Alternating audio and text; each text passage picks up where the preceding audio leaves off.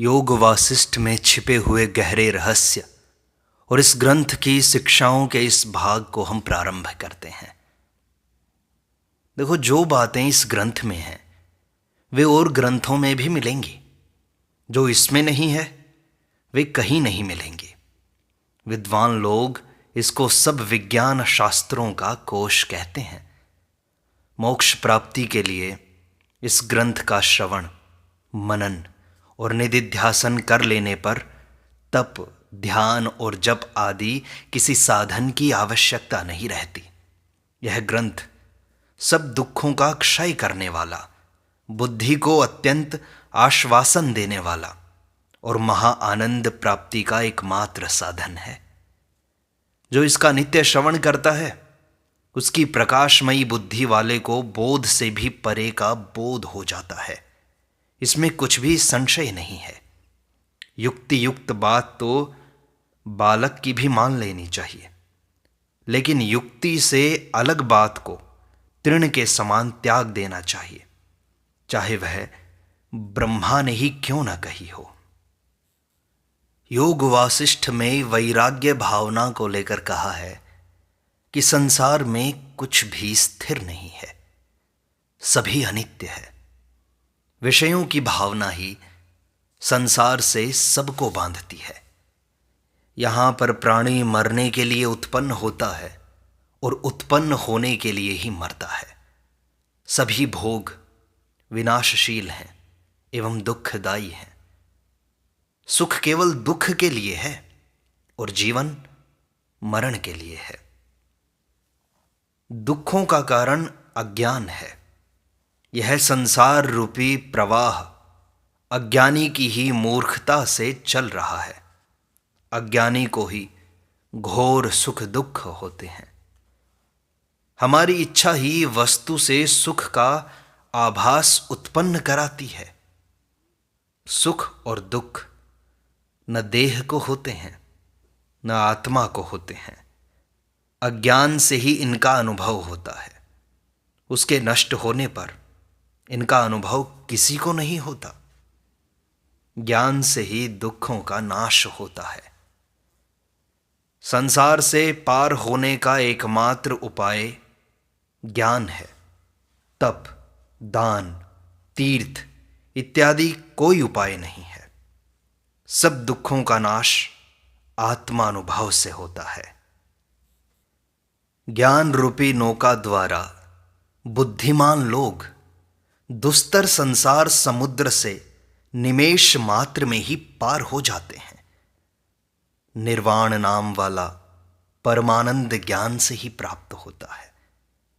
जिसने कुछ समय के लिए भी आत्मा में स्थिति प्राप्त कर ली, उसका मन भोगों में नहीं लग सकता।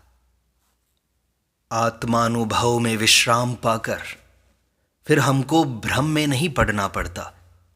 आत्मज्ञान के बिना शांति प्राप्त नहीं हो सकती। दुखों का क्षय पुरुषार्थ से होता है। सब दुखों का क्षय करने के लिए पुरुषार्थ के अतिरिक्त दूसरा कोई मार्ग नहीं है। दुखों का क्षय पुरुषार्थ से होता है। जो उद्योग को छोड़कर भाग्य पर भरोसा करते हैं वे अपने ही दुश्मन हैं। जो कुबुद्धि लोग यह समझते हैं कि सब कुछ भाग्य के अधीन है, वे नाश को प्राप्त होते हैं। दैव कभी कुछ नहीं करता। यह केवल कल्पना मात्र है कि दैव ही सब कुछ करता है। दैव मूर्ख लोगों की कल्पना है। बुद्धिमान लोग पुरुषार्थ द्वारा उन्नति करके अच्छे पद प्राप्त करते हैं। दैव की कल्पना कम बुद्धि वालों को दुख के समय आश्वासन देने के लिए है। पूर्वकृत पुरुषार्थ ही दैव कहलाता है। मनुष्य को इतना पुरुषार्थ करना चाहिए कि जिससे पूर्व के अशुभ कर्म शांत हो जाएं। यदि संसार में आलस्य रूपी अनर्थ न होता तो कौन धनी और विद्वान न होता। अपनी ही प्रयत्न के सिवा कभी कोई हमको सिद्धि देने वाला नहीं है। तीनों लोकों में ऐसा कोई पदार्थ नहीं है जो उद्वेग रहित पुरुषार्थ द्वारा प्राप्त न किया जा सके। आत्मज्ञान केवल विचार से होता है। वह न तप से सिद्ध होता है, न अध्ययन से, न गुरु से, न पुस्तकों से। सबसे पहले शास्त्रों के श्रवण से, सज्जनों के सत्संग से और परम वैराग्य से मन को पवित्र करो। शास्त्राध्ययन, सज्जनों के संग और शुभ कर्मों के करने से जिसके पाप दूर हो गए हैं, उसकी बुद्धि दीपक के समान चमकने वाली होकर सार वस्तु को पहचानने योग्य हो जाती है। आत्मज्ञान केवल स्वयं विचार करने से होता है। आत्मदर्शन न शास्त्र द्वारा होता है और न ही गुरु द्वारा। आत्मा ही के द्वारा शुद्ध बुद्धि से आत्मा देखी जाती है। शम, संतोष, साधु संग और विचार, ये मोक्ष के 4 द्वारपाल हैं जो मोक्ष रूपी राजमहल का दरवाजा खोल देते हैं। सज्जनों का संग इस लोक में सन्मार्ग का दिखाने वाला और हृदय के अंधकार को दूर करने वाले ज्ञान रूपी सूर्य का प्रकाश है। जिस प्रकार अपने अनुभव बिना खांड क्या वस्तु है, मीठा क्या वस्तु है, यह नहीं जाना जा सकता, उसी प्रकार स्व अनुभूति के बिना आत्मा का स्वरूप नहीं जाना जा सकता। शास्त्र और गुरु आत्मा का दर्शन नहीं करा सकते। उसका दर्शन तो केवल अपने आप ही अपनी स्वस्थ बुद्धि द्वारा होता है। ज्ञान की 7 भूमिकाएं हैं। शास्त्रों व सज्जनों की संगति, विचारणा, असंग भावना, विलापनी, आनंद रूपा, स्वसंवेदन रूपा और परिप्रोढ़ा। बंधन और मोक्ष दोनों ही अज्ञानियों की मिथ्या कल्पनाएं हैं। बंधन और मोक्ष दोनों अज्ञान और भूल के कारण हैं। वास्तव में न बंधन है न मोक्ष। बंधन और मोक्ष का मोह अज्ञानियों के लिए ही है, ज्ञानियों के लिए नहीं है। जगत के पदार्थों की वासना के दृढ़ होने का नाम बंधन है। वासना का होना और न होना ही बंधन और मोक्ष के कारण है। सब इच्छाओं से अलग होकर जो चित्त का क्षीण हो जाना है, उसे आत्मदर्शी तत्वज्ञानी मोक्ष कहते हैं। वासना रहित होकर स्थित होने का नाम निर्वाण है। आत्मा में मन की क्रिया के ऐसे शांत हो जाने को जैसे कि दीपक बुझ जाता है, उसका नाम निर्वाण है। संकल्प रहित मन की स्थिति का नाम मोक्ष है। ज्ञानी लोग इंद्रियों द्वारा प्राप्त विषयों का तिरस्कार नहीं करते और अप्राप्त विषयों को पाने का यत्न नहीं करते। जो मूर्ख तत्व को नहीं जानते, वे ही अपने बालकपन के कारण स्वाभाविक अवस्थाओं से दूर भागते हैं। चित्त की शांति और समता ये तो योग से प्राप्त होती है, न कि कर्मेंद्रियों को स्थगित कर देने से। स्वाभाविक कामों को करने से किसी को कोई दोष नहीं लगता। व्यवहार में जैसा अज्ञानी है वैसा ही ज्ञानी है। भेद केवल वासना का है, जो कि बंधन और मोक्ष का कारण है। जो मन से मुक्त है वही मुक्त है, जो मन से बद्ध है वही बद्ध है। कोई भी कर्म फल लाए बिना कभी नहीं रहता। कर्म का प्रथम स्वरूप मानसिक है। मन का स्पंदन और कर्म एक ही है। कर्मों का बीज वासनात्मक है, इसी का फल प्राप्त होता है। कर्म और मन में कोई भेद नहीं है, दोनों अभिन्न हैं। कर्म ही पुरुष है और पुरुष ही कर्म है। ये दोनों इस प्रकार अभिन्न हैं जैसे बर्फ और उसकी शीतलता। अज्ञानी को अपने सब कर्मों का फल इसलिए भुगतना पड़ता है कि उसके कर्मों का सार वासना है। वासना के क्षीण हो जाने से ज्ञानी को अपनी किसी क्रिया का फल नहीं भोगना पड़ता। वासना रहित क्रिया फल नहीं लाती। सम, शुद्ध और विकार रहित बुद्धि से जो भी किया जाता है वह कभी दोष नहीं लाता। जिस मूर्ख ने मन से त्याग नहीं किया वह शुभ या अशुभ क्रियाओं को न करता हुआ भी सदा संसार समुद्र में डूबता ही रहता है। कार्य का कर्ता होने के कारण ही जीव उसका फल भोगने वाला होता है। यह सिद्धांत है। चाहे कोई क्रिया करे या न करे तो भी जैसी जैसी वासनाएं होती हैं, स्वर्ग और नरक में वैसा वैसा ही फल उसका मन अनुभव करता है। ज्ञानी वासनाओं के क्षीण हो जाने से कर्म को करके भी उसका फल नहीं भोगता। कर्म का कर्ता मन ही है, शरीर नहीं है। मन ही सब कर्मों का, सब इच्छाओं का, सब भावों का, सब लोकों का, सब गतियों का बीज है। उसके त्याग देने से सब कर्मों का त्याग हो जाता है, सब दुख क्षीण हो जाते हैं। जिसको ज्ञान की दृष्टि प्राप्त नहीं है उसे कर्म पर निर्भर रहना चाहिए। बाहर से सब काम करते हुए मन के भीतर आशा, राग और वासना से रहित होकर संसार में विचरण करो। बुद्धिमान लोगों में जैसे कर्म करने की कामना नहीं होती वैसे ही कर्म त्यागने की भी कामना नहीं होती।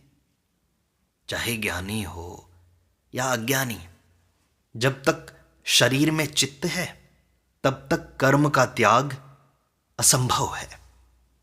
मुक्त पुरुषों को भी स्वाभाविक कर्म का त्याग करना उचित नहीं है। अब मोक्ष प्राप्ति के उपाय बताते हैं। जो मनुष्य यह जानकर भी कि संसार में जितने भोग्य पदार्थ हैं वे सब अंत में दुखदायी होते हैं, जो पदार्थों के पीछे दौड़ता है वह मनुष्य नहीं है, पशु है। जो मनुष्य अपने हृदय के भीतर वर्तमान ईश्वर को छोड़कर और दूसरे बाह्य देवताओं की उपासना के चक्कर में पड़ते हैं और बाहर ईश्वर को तलाशते हैं, वे ऐसे मूढ़ हैं जैसे कि वह मनुष्य जो हाथ में मौजूद मणि को फेंककर कांच के पीछे भागता है। परम कारण भगवान शिव प्रत्येक जीव के आत्मा है और उनके पूजने का तरीका केवल आत्मबोध है, केवल आत्मबोध। तप और तीर्थ, इनसे स्वर्ग की प्राप्ति होती है, मोक्ष की नहीं। मोक्ष प्राप्ति के लिए ज्ञान ही एक अनुष्ठान है, दूसरा कोई नहीं है। ज्ञानी ही सुखी, ज्ञानी ही बलवान होता है, ज्ञानी ही जीवन जीता है, इसलिए ज्ञानी बनो। जो गति अभ्यास, वैराग्य और इंद्रिय निग्रह द्वारा आत्मा से प्राप्त होती है वह तीनों लोकों में और किसी से भी नहीं मिलती। यदि विष्णु, ब्रह्मा इत्यादि देवताओं को प्रसन्न करने का यत्न कर सकते हो तो अपने मन ही को शुद्ध करने का यत्न क्यों नहीं करते? वह ईश्वर कहीं दूर नहीं है, चिन्ह मात्र रूप से शरीर के भीतर ही सदा रहता है। जिनकी बुद्धि चेतन नहीं हुई है और जिनका चित्त चंचल है, केवल उन्हीं लोगों के लिए बाहरी और बनावटी देव पूजा की विधि है। यही बड़ा भारी ध्यान है और यही बड़ी भारी पूजा है कि शरीर में स्थित परम शिव आत्मा का ध्यान किया जाए। देह द्वारा की जाने वाली सब क्रियाओं से आत्मा की ही पूजा होती है। आकार वाले जितने संसार के पदार्थ हैं वे सब आत्मा ही हैं। आत्मा अपने आप ही वास्तविक बुद्धि द्वारा जाना जाता है। शास्त्र के अनुसार अभ्यास और योग करने से चित्त शुद्ध होता है और शुद्ध होने पर चित्त आपसे आप ही परम पद का अनुभव करने लगता है। वास्तव में आत्मा शास्त्र द्वारा नहीं जाना जाता, न गुरु वचन के द्वारा, वह तो अनुभव द्वारा ही जाना जाता है। गुरु के उपदेश और शास्त्र के अध्ययन से भी आत्मज्ञान नहीं होता। अधिकारी, शास्त्र और गुरु तीनों का संयोग होने पर ही आत्मानुभव का प्रकाश होता है। मोक्ष और सत्य का ज्ञान ये पर्यायवाची शब्द हैं। जिसको सत्य का ज्ञान हो गया वह जीव फिर जन्म नहीं लेता। जिसका चित्त अचित्त हो जाए और कर्म फल की भी चिंता न रहे वह ज्ञानी है। जो जानने योग्य वस्तु को जानकर कर्म करने में वासना रहित हो जाए वही ज्ञानी है। जिसके मन की इच्छाएं शांत हो गई हैं और जिसकी शीतलता बनावटी नहीं है, वास्तविक है, उसे ज्ञानी कहते हैं। जिसका ज्ञान ऐसा है जिससे पुनर्जन्म होने की संभावना नहीं है वही ज्ञानी है। सैकड़ों जन्मों में अनुभूत होने के कारण बहुत दृढ़ हुई संसार भावना का क्षय बिना बहुत समय तक ज्ञान का अभ्यास और योग किए नहीं होता। बिना अभ्यास के आत्म भावना का उदय नहीं होता। उसी का चिंतन करना, उसी का वर्णन करना, एक दूसरे को उसी का ज्ञान कराना, उसी एक के विचार में तत्पर रहना ब्रह्म ज्ञान का अभ्यास कहलाता है। अभ्यास करते रहने से समय पाकर अवश्य ही शांति का अनुभव होता है। संसार से पार उतरने की युक्ति का नाम योग है। किसी के लिए योग मार्ग कठिन है, किसी के लिए ज्ञान मार्ग कठिन है।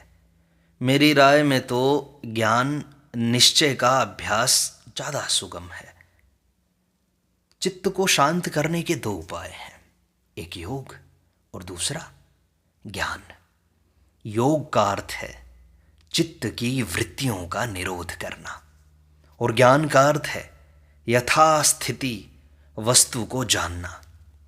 चित्त और चित्त की वृत्ति दोनों में से किसी एक का क्षय होने से दूसरे का भी क्षय हो जाता है। एक गुणी है, दूसरा उसका गुण है। परम ज्ञान बिना मन के अस्त हुए असंभव है। एक तत्व के गहरे अभ्यास से मन सहज में शांत हो जाता है।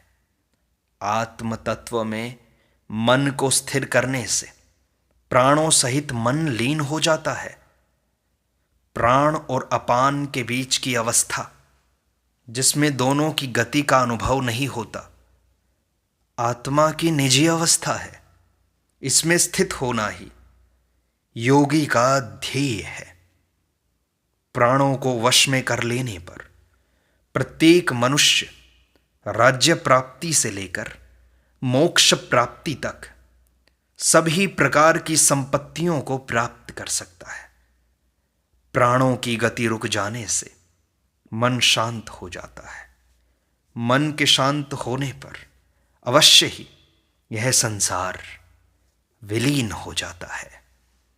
शास्त्र और सज्जनों का संपर्क, वैराग्य का अभ्यास, संसार की वस्तुओं में आस्था का त्याग, ध्यान द्वारा प्राप्त एकता का अनुभव, एक तत्व का गूढ़ अभ्यास, इससे प्राणों के स्पंदन का निरोध होता है और आत्म तत्व की प्राप्ति होती है।